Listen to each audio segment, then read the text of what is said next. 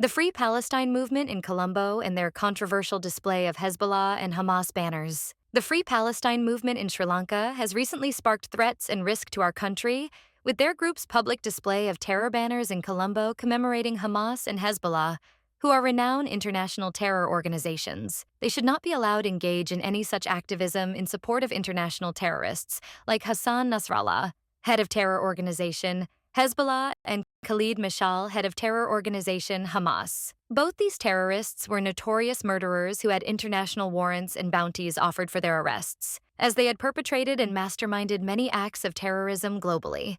Terrorism is not resistance, and as a democratic and civilized nation, we don't condone any form of terrorism. We have been victims of gruesome terrorism ourselves for many decades. Other nations have banned Free Palestine movements as they have been found to be a threat to national security and complicit supporters who are funded by terror organizations and terror-supporting states. It's evident that the same occurs here in Sri Lanka due to events organized by the Free Palestine movement to honor terror leaders and mass murderers of Hamas and Palestinian Jihad and Hezbollah. In fact, recently further violent protests were organized in front of the USA Embassy and many critical locations of Colombo. Such vocal violence should never be allowed. It shames our nation's global, non-aligned, non-violent stance in international policy. Government must act expeditiously against anarchy mongers and terror supporters who discredit our nation as they pursue the agenda of a global terror network that destabilizes nations. We can't allow these violent protesters to disrupt tourism, law and order, and hamper our economy. Let us mind our own business and seek true justice to our own innocent Sri Lankan children and citizens, and tourists who were murdered on our own soil by suicide bombers in 2019 during the multi-front Easter Sunday terror attack perpetrated by similar extremist terror groups. In fact, Hamas terrorists of Gaza brutally murdered on a single day our own innocent Sri Lankan migrant workers in 2023 who were doing jobs in Israel, with another 1,200 unarmed civilians. Many innocent families were devastated for life by a brutal war Hamas began and continue. Let us seek justice for our Sri Lankan people. Free Palestine movement does not represent the voice of Sri Lanka. They do not care to acknowledge the Sri Lankans that were murdered by the terrorists they seek to honor. They are an impediment to our economy and foreign relations.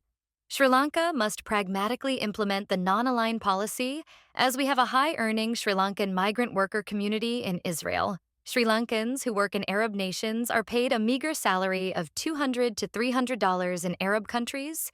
Many Lankans serve in these nations in harsh and inhumane conditions. However, Sri Lankans serving in Israel get a salary between $3,000 and $5,000. Approximately 65,000 to 100,000 Sri Lankans work in ethical Israeli job markets that uphold rights, ethics, and human dignity. Hence, if we equate the quantum of foreign exchange received by these migrant workers in Israel with migrant workers of other Arab nations, no comparison could ever be made in net worth of foreign exchange earned. Saudi Arabia has banned all public displays of support for Palestine. Prince Mohammed bin Salman. The Palestinian cause is not my cause. I only care about my country and the people of my country. We will not waste time with radicalism.